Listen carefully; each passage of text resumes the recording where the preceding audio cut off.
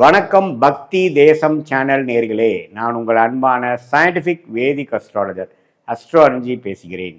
நல்லது நினைப்போம், நல்லதே நடக்கும்.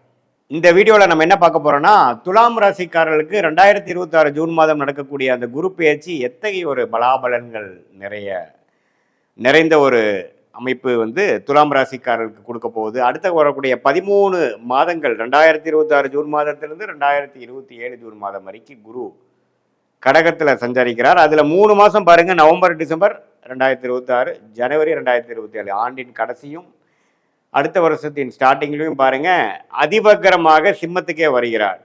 ஸோ துலாம் ராசிக்காரர்களுக்கு முதல் 5 மாதங்கள் அவர் 10ஆம் இடத்துக்கு சில தொழில் வேலை மாற்றங்களை கொடுத்து, அதுக்கப்புறம் நவம்பர் டிசம்பர் ஜனவரி மாதம் 11ஆம் இடத்துக்கு நல்ல சிறப்பான சில நல்ல விஷயங்கள், லாபங்கள், சுப விஷயங்கள் எல்லாமே கொடுக்கக்கூடிய அமைப்பு துலாம் ராசிக்காரருக்கு இந்த குரு பயிற்சி கண்டிப்பாக கொடுக்கிறது.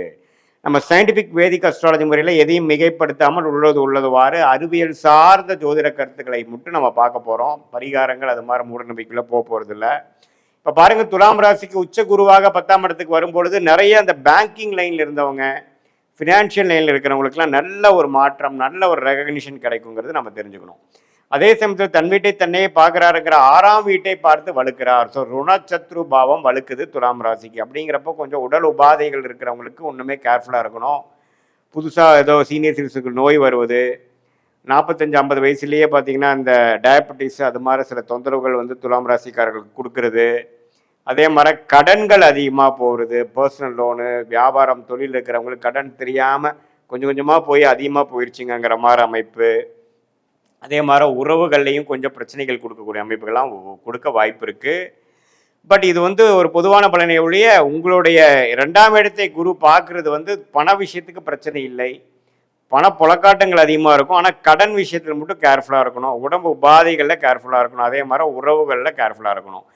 ஒரு மாதிரி லோன் போட்டு ஒரு இடம் வாங்குறது, ஒரு வீடு கன்ஸ்ட்ரக்ஷன் பண்ணுறது, பழைய வீட்டை அப்கிரேட் பண்ணுறது, புதிய கார் வாங்குறது, பழைய காரை கொடுக்கறது, எல்லாமே அது மாதிரி வண்டி, வாகனம், வீடு, இடம் அது மாதிரி விஷயத்தில் நல்ல மாற்றங்களை கொடுக்கக்கூடிய ஒரு அமைப்பு துலாம் ராசிக்காரர்களுக்கு 2026 ஜூன் மாதம் ஆகக்கூடிய குரு பயிற்சி நன்றாக குடிக்கிறார்.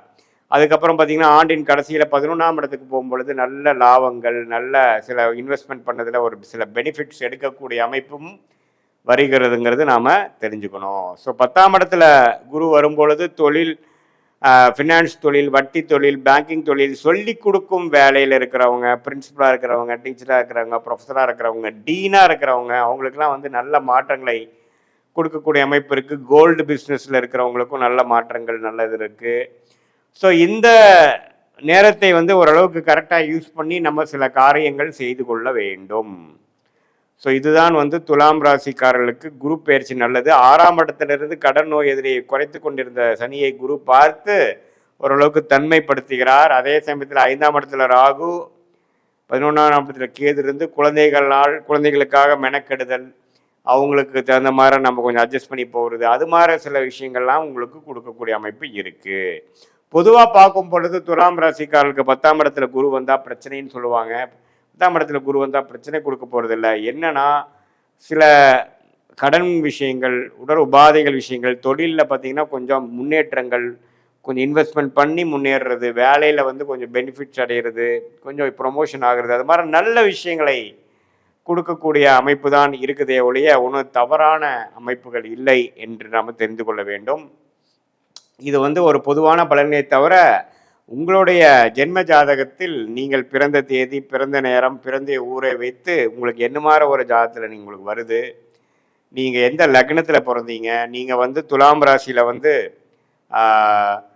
சுவாதி நட்சத்திரத்தில் பிறந்தீங்களா, விசாக நட்சத்திரத்தில் பிறந்தீங்களா, சித்திர நட்சத்திரத்தில் பிறந்தீங்களாங்கிறதெல்லாம் எல்லாம் ஆராய்ந்து அதுக்கு தகுந்த மாதிரி நம்மளுடைய சயின்டிஃபிக் வேதிக் அஸ்ட்ராலஜி முறையில் துல்லியமான, மிகைப்படுத்தாமல் உள்ளவாறு நம்மளுடைய பலாபலன்களை பார்த்து எது மாதிரி விஷயங்கள் ஷார்ட் டேர்மில் வரக்கூடிய அமைப்பு இருக்குது, பாஸ்ட் எப்படி இருந்தது, ப்ரெசண்ட் எப்படி போயிட்டுருக்கு, கெட்டதெல்லாம் முடிஞ்சிருச்சா, உண்மையில் நடக்கிறதெல்லாம் நல்லதா, அல்லது ஒன்றுமே சில பிரச்சனைகள் இருக்கா, எது மாதிரி நேரத்தில் எது மாதிரி விஷயங்கள் எடுக்கலாம், நமக்கு வேலை மாற்றம், தொழில் மாற்றம் எப்போ வருது, எது மாதிரி டைமில் நம்ம கடனை அடைக்க முடியும், எது மாதிரி டைமில் உடம்பு உபாதைகள் குறையும், குழந்தை செல்வம் எப்போ கிடைக்கும், கல்யாணம் எப்போ நடக்குங்கிற மாதிரி ஒரு வயதினருக்கும் அவங்கவுங்களுடைய ஸ்டேஜஸ் இன் லைஃப்க்கு தேவையான கிளாரிட்டி, தேவையான வாழ்க்கையோட அமைப்புகளோட எப்படி நமக்கு காத்திருக்கிறது, நம்மளுடைய பிராப்தங்கள் என்ன, நம்மளுடைய தோஷங்கள் என்ன, நம்மளுடைய கர்மா என்ன அப்படிங்கிறதெல்லாம் தெரிந்து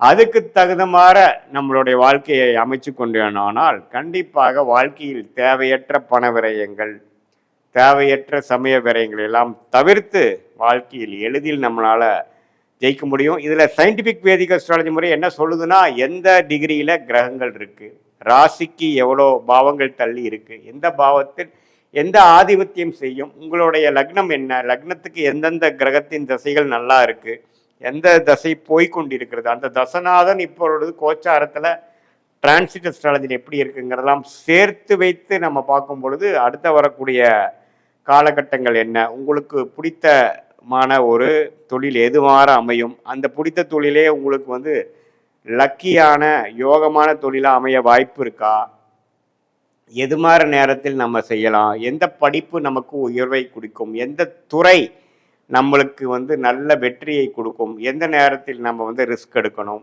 எந்த நேரத்தில் நம்ம அடக்கி வாசிக்கணுங்கிறதெல்லாம் நம்மளுடைய லக்னம், நம்மளுடைய ராசி, நம்மளுடைய நட்சத்திரம், நமக்கு நடக்கக்கூடிய கிரகத்தின் தசைகள், புக்தியை டிவைட் பண்ணால் அந்தரம், அந்தரத்தை டிவைட் பண்ணால் சூக்ஷமத்தை வைத்து டிகிரி அடிப்படையில் எதையும் நாம் தீர ஆராயாமல் அப்படியே நம்ம பரிகாரங்கள் அது மாதிரி விஷயங்கள் போகலாமல் உள்ளது உள்ளவாறு ஒரு கிரகம் ஒரு நட்சத்திரத்தில் எப்படி இருக்கிறார், ரெண்டு பேர்த்துக்குள்ள டிஃப்ரென்ஸ் என்ன, எவ்வளோ தூரம் தள்ளி இருக்கிறார்கள், உங்கள் லக்னம் எது மாதிரி இருக்குது, எந்த மாதிரி லக்னமும் சில பேர்த்துக்கு பார்த்தீங்கன்னா லக்னமும் ராசியும் ஒன்றா இருக்கும், அது எப்படி வேலை செய்ய போகுது, அல்லது லக்னம் வேற ராசி வேறையா அப்படிங்கிற மாதிரி வருது, உங்களுடைய தசை நடக்கிறது ராசி அதிபதியாக இருக்கா, லக்னாதிபதியாக இருக்கிறதா, அல்லது ராஜயோகாதிபதியாக நடந்து கொண்டு இருக்கிறதா, அல்லது வரக்கூடாத தசைகளாக இருக்கிறதா, அந்த தசை எப்போ நம்ம முடிச்சுக்கலாம், எந்த நேரத்துக்கு அப்புறம் நல்ல நேரங்கள் இருக்குது அப்படிங்கிறதெல்லாம் நாம் துலாம் ராசிக்காரர்களுக்கு